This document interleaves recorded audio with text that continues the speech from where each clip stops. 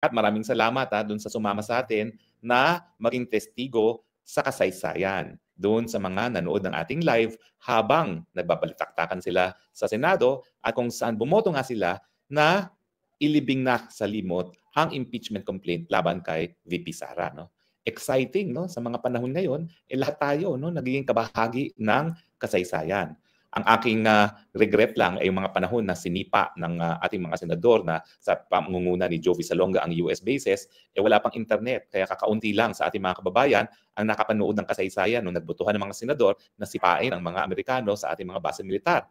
Ngayon, nakita natin kahapon nung nagbotohan ang mga senador, 19 para ilibing na sa limot, 4 para tutulan at 1 abstain, nakita natin talaga na subaybayan natin at nasaksihan natin ang kasaysayan.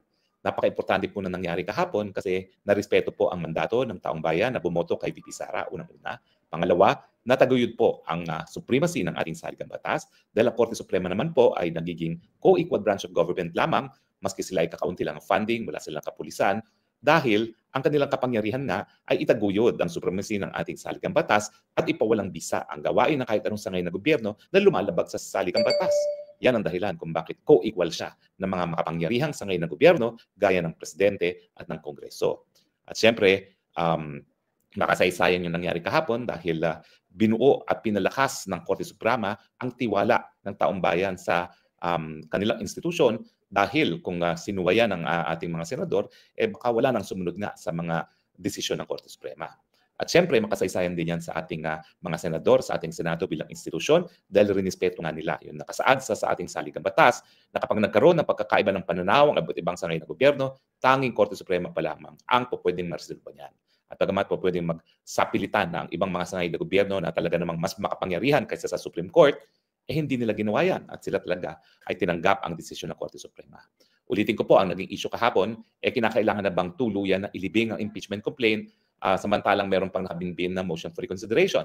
At ang naging katagunan, ang sagot ng 19 senators ay pwede na kasi unang-una, ang Supreme Court na nagsabi na ang desisyon ng Korte Suprema ay immediately executory. At pangalawa, ang desisyon ng Korte Suprema ay unanimous. Bagaramat yung isang antivirus dyan na wala namang alam sa batas at nagtitiwala lamang sa mga nagdidikta sa kanya, ay nagsasabi na meron na rin mga desisyon ng Korte Suprema na nabaliktad on reconsideration, tama naman yung binuking, yung pag-booking sa kanya ni Senator Marcoleta na baka ang binabangkit niya ang mga desisyon ng division na nabaliktad en banc.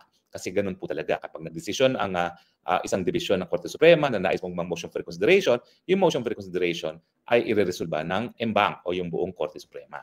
Pero ang mga kaso na napupunta lamang sa en banc ay yung mga kaso na merong constitutionality, alleged na paglalabag ng constitutionality na kahit anong batas ng ating tratado at kahit anong kasunduan na pinasok ng gobyerno, yan po ang dinidinig kaagaran ng en banc ng Korte Suprema. Otherwise, dumadaan po yan sa mga divisions kasi mas efficient naman talagang yung mga ordinaryong kaso na madesisyonan ng divisions of ng mga Korte Suprema kaysa yung buong hukuman ang magdedesisyon. So, ngayong nabaon na po yan sa libingan, anong ibig sabihin ng nabaon na impeachment complaint doon naman sa banta ni Tambaluslos na kapag hindi ibinago ng Korte Suprema ang kanyang desisyon, pwede rin silang ma-impeach sa Kamara de Representante. Well, sa tingin ko po, inutil na yung ganyang pananakot at pagbablackmail sa Korte Suprema. Well, unang-una, hindi naman ako naniniwala na merong kahit sinong mahistrado na natakot doon sa pag-blackmail ni Tambaluslos. Nagpapakita lang po talaga na itong si Tambaluslos ay desperate dahil talagang dinaan na sa takutan ang ating mga mahistrado ng Korte Suprema. Pero ang aking pangunahing paninindigan, tingin ko naman po, yung mga mahistrado na talaga naman pong ang buong buhay nila, inalay na nila para sa pagpapatupad ng batas, ay hindi po yan maninigas sa takot. Lalong-lalo na kung alam nila na malinis ang kanilang mga konsyensya, na tinaguyod lamang nila ang saligang batas at wala naman silang personal na pinaburan dito sa usapin ng impeachment.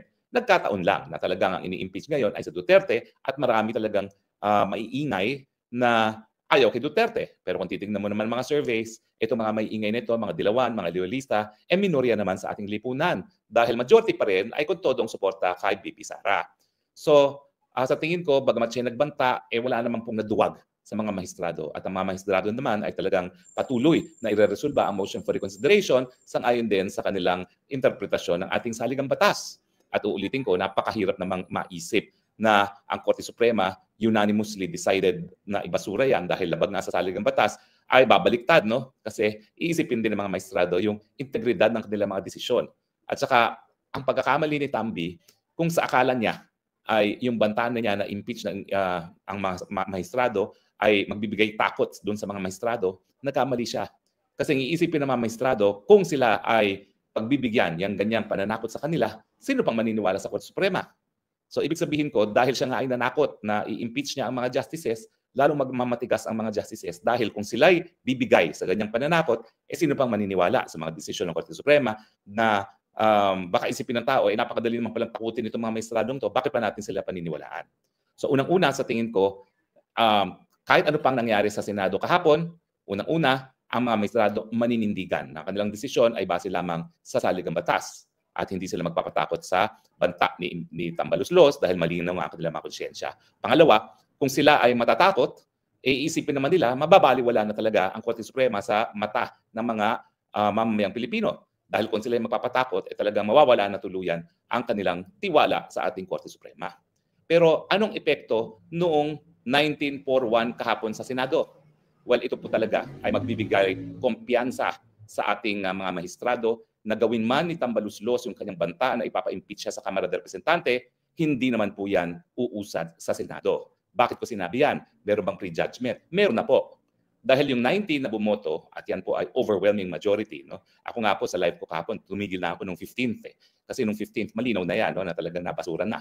Bagamat paumanhin doon sa 2 bilyar na hindi ko na cover yung kanilang boto, no? Sure ball na naman yung pagdating sa 15th na bumoto, talagang wala nang posibilidad na mabuhay pa yung impeachment complaint. No? Pero dahil 19 na ang bumoto at ang kanilang boto ay sang-ayon sa unang-una, kinakailangan igalang ang desisyon ng Korte Suprema bilang final arbiter ng lahat ng hindi pagkakasunduan ng iba't ibang sangay ng gobyerno. Pangalawa, ang Korte Suprema ay nagsalita na. It is immediately executory. No? Kaya ang sabi nila, hindi na kinakailangan antayin pa yung motion for reconsideration. At pangatlo, sinabi nga ng Korte Suprema na hindi dapat nag-convene bilang impeachment court ang Senado dahil null and void yung articles of impeachment na hinain sa Senado. At dahil ito ay null and void ab initio, wala na kinakailangang buhayin pa sa Senado. Now, kapag 19 at overwhelming majority ng Senado ang nagsabi na ginagalang nila ang desisyon ng Korte Suprema, bakit pa ngayon matatakot ang mga maestrado ng Korte Suprema na kino-question ni Tambaluslos ang kanilang naging desisyon?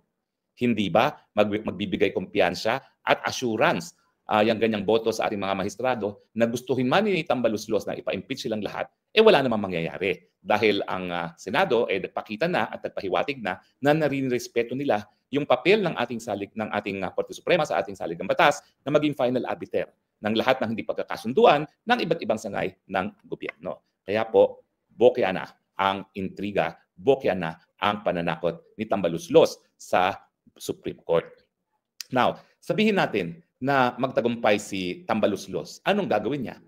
Ipapa-impeach niya ang buong Korte Suprema except yung nag-abstain, except na yung nag-absent? Sa tingin niyo, papayag ang taong bayan na maubos ang hanay ng mga Korte Suprema ngayong alam nila na kaya lang naman uubusin yan ni Tambaluslos dahil doon sa kanyang personal na interes na masira ang Inday Sara Duterte sa dating na eleksyon o di naman kaya mas maaga pa dahil pag siya'y napatanggal, di umano dahil sa korupsyon, talaga mawawala na ng pag-asa na manalo si Inday Sara. Sa tingin ko, taong bayan din ang magagalit. Hindi na bale kung hindi yan aaktuhan ng Senado dahil ang Senado nga ay nagsalita na yung desisyon ng Korte Suprema tungkol dun sa dapat bang i-dismiss ang impeachment ay ginawa ng Korte Suprema dahil sila ang final arbiter ng hindi pagkakasunduan. Pero sa taong bayan naman, kapag tinuloy pa rin ang impeachment na alam natin na talaga namang walang dahilan dahil katungkulan ng Korte Suprema yang itaguyod ang supremacy ng ating saligang batas, tuluyan ang magagalit ang taong bayan kay Tambi at sa kanyang mga congressman. Baka mag-people power na naman dahil ang taong bayan susuporta sa Korte Suprema. Di ba? Ang Korte Suprema kasi hindi makapagsalita talaga.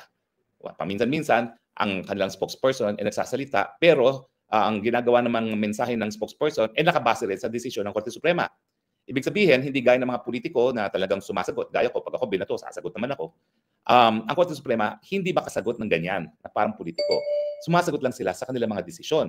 So kapag nagpilit ang Tambaluslos at ang kanyang mga congressman na i-impeach ang mga mahistrado, bagamat walang pag-asa yan sa Senado, baka ang taong bayan na ang kumampi at talagang maging advocate ng Korte Suprema, labanan na si Tambaluslos, labanan ng mga congressman, at kapag ang taong bayan na nagsalita, baka pati ang mga congressman, kasama na si Speaker, mawalan ng mandato. Hindi po imposible yan, ha? Dahil pag nag-people power naman at nawalan na ng visa ang 1987 Constitution, po pwede namang manatili ang Korte Suprema. O, di ba? At pwedeng manatili ang Vice Presidente as the successor government kung talaga mapapatalsik ang Presidente sa pamamagitan ng people power. So, ang gagawin lang ng Presidente, magkakatawag na naman ng halalan sa takdang panahon at bubuo uli ng bagong saligang batas. Iyan naman po yung nangyari na sa ating kasaysayan. Hindi po yung kriminal. Kapag inisip nyo at sinabi nila na kriminal yung ganyang pagpapatalsik sa pwesto ng mga nagmamalabi sa kanilang posisyon, para mo nang sinabi, kriminal yung naging gobyerno ni Cory Aquino at kriminal yung naging gobyerno ng GMA na nagpatuloy ng termino ni Erap Estrada. Ang desisyon nga ng Korte Suprema, legal yang naging pagiging presidente ni Cory Aquino dahil ang taong bayan ay tunay na soberenya at si Cory Aquino ang linuklok sa pwesto ng taong bayan. So walang po pwedeng makapag-question yan. So sa tingin ko, kung talaga magmapatigas ng ulo itong si Tambaluslos at kanyang mga congressman na ituloy ang impeachment laban sa mga mahistrado dahil lamang hindi sila bumaligtad dun sa kanilang unanimous decision na dapat i-dismiss na ang kaso ni Inday Sara Duterte, makakaramdam ng galit ng taong bayan si Tambaluslos at ang Kongreso at ito ay po pwede maging dahilan para mabuwag ang Kongreso muli. At ito po ay magiging pangalawang pagkakataon sa ating kasaysayan, ang unang beses ay noong 1986 at ngayon, itong 2025 kung sila magpipilit na mabubuwag muli ang Kongreso. Alam nyo, ang problema sa Kongreso, nagbabayad ng mga surveys na nagpapakita na tumataas daw ang kanilang trust rating at approval rating sa taong bayan. Hindi naman nila alam, hindi naman pinagkakatiwalaan yung mga survey firms na yan.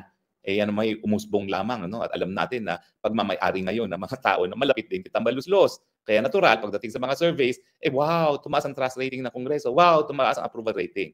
Antayin po natin yung resulta ng mga survey firms na pinagkakatiwalaan. At sa tagal naman ng survey sa Pilipinas, alam na natin yung mga survey firms sa pagkakatiwalaan. At nangunguna na nga dyan ang PAS Asia at ang SWS na talaga naman pong scientifico. Yan po ang ating paniwalaan pagdating sa tunay na trust at approval rating ng mga politiko at ng mga institusyon sa ating bayan. So, ang aking conclusion, wala na pong, kumbaga, pangil. Wala nang, ano tawag doon? Wala nang, anong title natin? Nakalimutan ko na. Yung title natin, bangis. Ang banta ng Tambaluslos na ipapa-impeach niya ang mga mahistrado ng Korte Suprema kung sila ay hindi babaliktad sa kanilang desisyon na dapat ibasura ang impeachment laban kay Inday Sara Duterte. Una, naniniwala ako na mga mahistrado ay may sapat na tapang at katapatan sa kanilang katungkulan para manindigan ng tanging basehan ng kanilang desisyon ay ng saligang batas at kahit anong pananakot na galing kahit sino, gaano man silang makapangyarihan, ay hindi makakaapekto sa kanilang paninindigan. Pangalawa, ang tingin ko, kung ang mahistrado ay bibitiw at bibigay sa ganyang banta, alam ng mga mahistrado na masisira ang kanilang institusyon dahil baka wala nang maniwala sa kanilang institusyon dahil kung sila ay bibigay sa ganitong banta, alam ng taong bayan na napakadali pala bumitiw at bumigay ng mga mahistrado para lamang sila ay manatili sa kanilang mga pwesto. So tingin ko, yan ang isa pang dahilan na talagang maninindigan ang mga mahistrado na tama at sang-ayon sa saligang batas ng kanilang desisyon. Pangatlo, ang naging epekto ng boto na 1941 sa Senado, yan ay pahiwatig sa ating Korte Suprema na suportado sila ng suportado na siyang didinig ng kaso ng impeachment laban sa lahat ng mga mahistrado ng Korte Suprema kung itutuloy ni Tambi ang kanyang banta.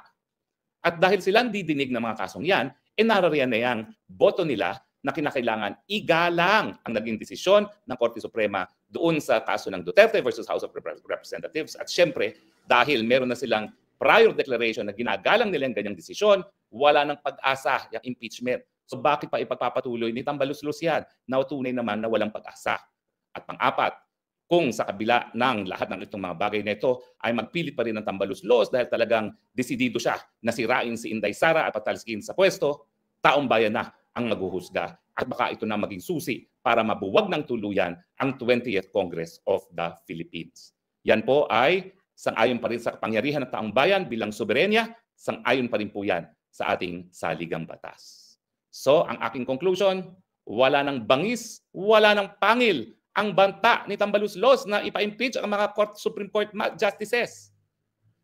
Sa katunayan, ang taong bayan, ang mga mambabatas, bilang representante ng taong bayan, dapat magpasalamat sa Korte Suprema. Dahil sila nga po ay naging tapat sa saligang batas, bagamat alam nila ang hagupit na aanihin nila galing kay Tambaluslos at ang kanyang mga tulisan na kasama sa Kongreso. Sana po kayo ay in agreement sa ating obserbasyon. Manindigan po tayo para sa ating demokrasya. Panindigan po natin ang ating saligang batas. Panindigan po natin ang ating hudikatura na tinataguyod ang pagiging supreme ng ating saligang batas. Panindigan po natin ang demokrasya at salamat sa katapangan, katapatan ng mga maestrado ng Korte Suprema at ng 19 na senador na nagsabi, Tambaluslos, Marcos Jr., maski alam namin na gusto niyong ituloy ang impeachment, maninindigan pa rin kami sa aming sinumpaang katungkulan na maging tapat sa saligang batas. Muli po, ladies and gentlemen, a round of applause for the justices of the Supreme Court, including the Chief Justice, and the 19 senators that voted to uphold the Constitution. And ultimately, let us give a big round of applause to us, the sovereign people, dahil tayo ang dahilan kung bakit may demokrasya, hindi nagbubulag-bulagan, hindi nagbibilgi-bingihan, naninindigan, lumalaban at nagsasabag, tama na, sobra na. Maraming salamat po sa inyong patuloy na pagtangkilik. Ito po inyong spokes ng Bayan, Harry Roque, reporting live from The Hague, the Netherlands, saying, I love you, Philippines. You're the only country that I have. You're the only country that I love. God bless the Philippines.